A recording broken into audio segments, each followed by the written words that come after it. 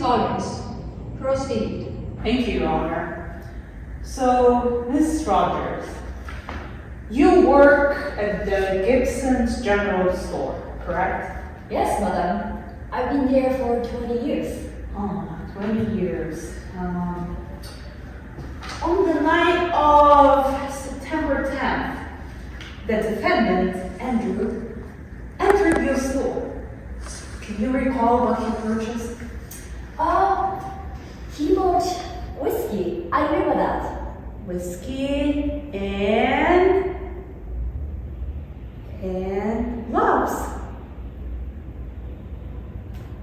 Gloves? I mean, think about it. It was chilly outside. A man planning to stay outdoors, drinking. A pair of gloves would be practical, wouldn't it? I suppose so. It's okay. Take your time. Picture it.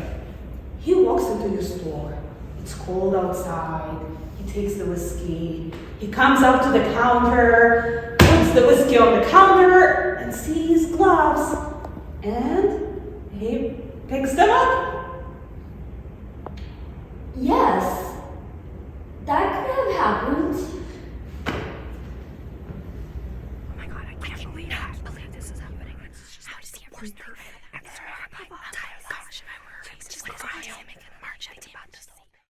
Ms. Rogers, let's go over this one more time. On that night, September 10th, the defendant, Andrew, entered your store and purchased whiskey and gloves. Sure. I suppose so. Now, tell the court how sure you are. I'm pretty sure. Pretty sure or certain? I'm certain. He did. He bought the gloves.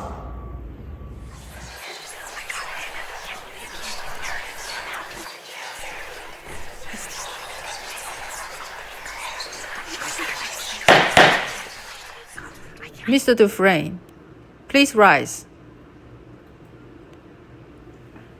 Guilty. So, what did we just see? With this scene, we were trying to show the concept of false memories. What are false memories? False memories are memories that are either entirely fabricated or are distorted from reality, leading an individual to believe that something they actually haven't lived through happened. In 1970s, a researcher named Elizabeth Loftus, with a team of other researchers, started studying in depth how people can form such biased memories. So they divided participants into several groups and showed to each group the same video of a car accident. And then they asked each of the groups to rate at what speed, in their opinion, the car that caused the accident was moving. But while asking this question, they chose different words to describe the accident. So one group, they asked at what speed was the car moving before it smashed into the other car. And then the other groups, they were using the words hit and collided, so lighter words than the word smashed. And then at the end of the experiment, they found out that the group where the word smashed was used actually tended to rate the car accident as more serious and tended to rate the car speed as higher. And also, they asked an additional question: did you see the broken glass? And even though there was no broken glass in the video, people in the group of smashed that heard the word smashed, almost all of them said that yes, they did see the broken glass. So that was also like an example of how a false memory was being created, just based on the cue, just based on the linguistic cue they were being given. So, false memories, what causes them? First of all, it can be misinformation effect. Second, it can be suggestion and leading questions, kind of as we've seen in the scene with the prosecutor giving additional suggestions about the weather and asking additional questions. It can also be association, just when there are gaps in the memory, the brain itself makes connection and associates.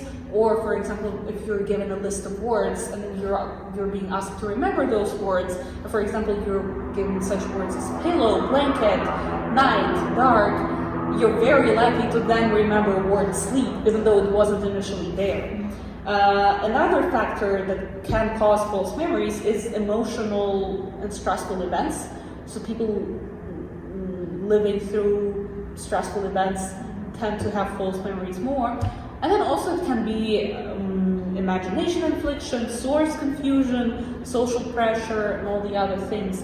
And from here we also know that false memories can impact not only individuals one by one, but also society as a whole. And we've all probably heard of Mandela effect, which is a concept developed by this researcher who claimed she remembered seeing TV reports of Nelson Mandela dying in prison in 1980s, even though in reality he died in the 21st century.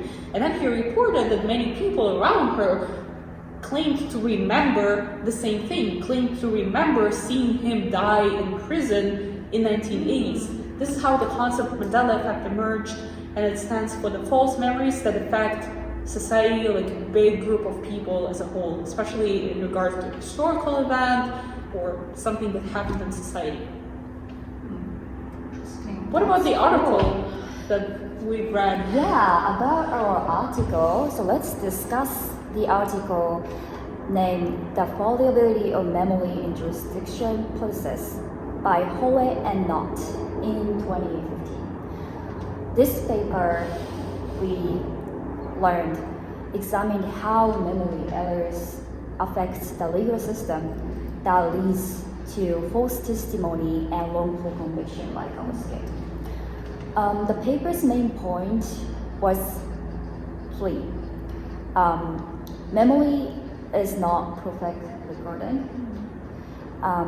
It means it is reconstructed that can change over time. Like in our skit, Miss Rogers gradually changed her mind to finally she convicted different thing actually happened. The second point was false memory can be created through suggestion or pressure. So especially power figure like police, lawyer, and therapists can influence witness memories through like leading questions or pressures.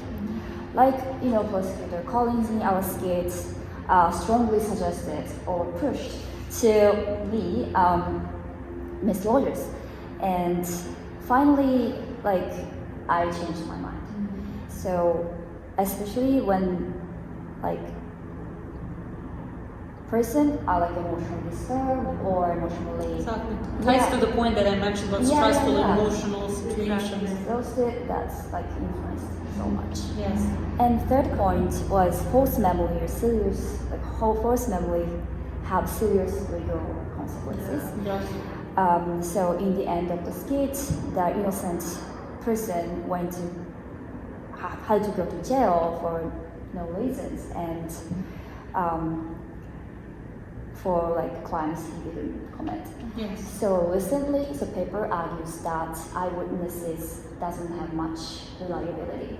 So that was the paper Right. about that. Yeah. Well, after learning a little bit more about the false memory and the papers relating to our skit, and actually I want to bring up some real life applications and real life experiences. Okay. Actually, one of the summer I went to Italy with three of my girlfriends, and we had a very good time. But when we went back and tried to recall the trip there, we found that it seems like we went to different trips. Okay, the things that are remembered, okay, what have been encoded are different. So I tend to remember things that are happening good to me, and I try to forget the things that are happening to me bad.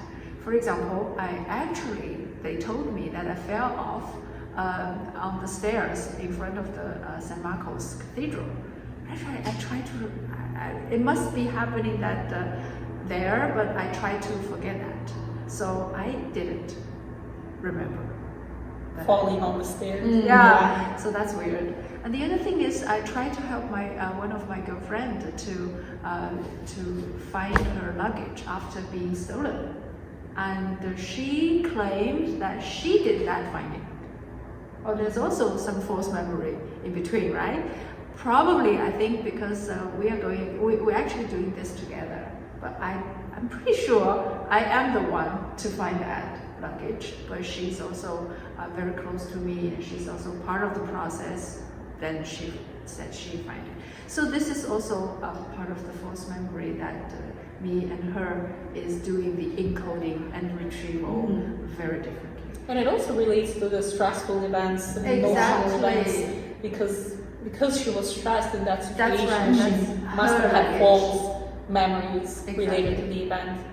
One of the other things that reminds me is, as a moderator in the marketing research industry, there is one principle that we try not to offer any priming effect to our respondent. When I ask a question like, how do you feel about the shampoo after using it? And I will not say, are you feeling relaxed after using the shampoo? Right. So this gives them cues. Exactly. And the respondent will just change their memory and feel, sort of, I feel relaxed. Yeah. So like the in rating, the scene, like sort exactly. The rating of the shampoo will be significantly higher than what I didn't do that. Yeah. So this is one of the principles. The last thing I want to mention is about autobiography. So I think unless we have a lot of like media coverage, third-party perspective stories, we should be kept skeptical about the autobiography, especially those written by the author himself or herself. Right.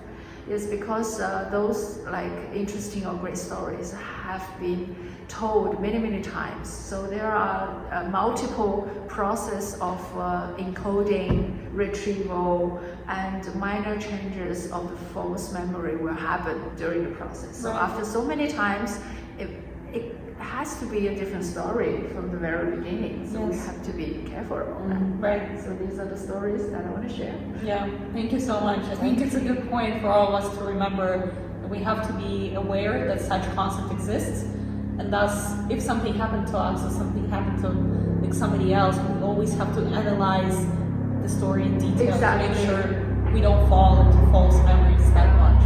And also keep record. Right, keeping record. Thank you, girls. Thank you. Thanks.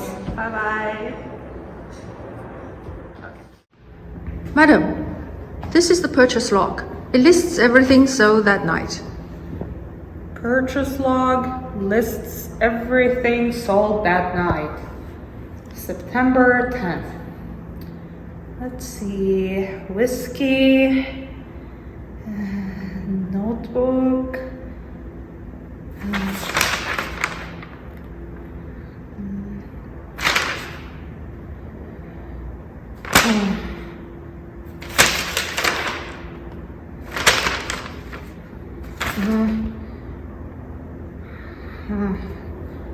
No gloves.